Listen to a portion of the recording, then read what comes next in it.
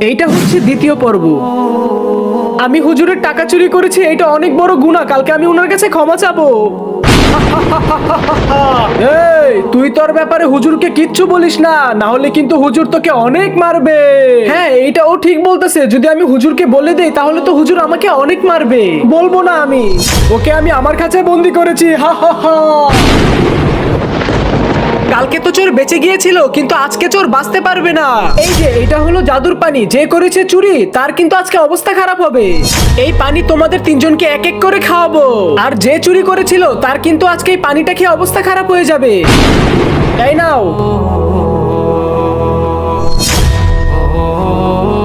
এই যে নাও।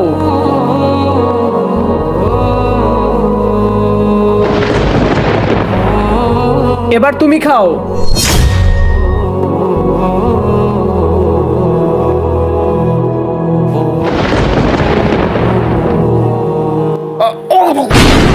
হুজুর আমাকে মাফ করে দিন। আরে ইমন, তুমি টাকাগুলো কেন চুরি করলে? হুজুর, শয়তান আমাকে তার জাদু দিয়ে বন্দি করে ফেলেছিল।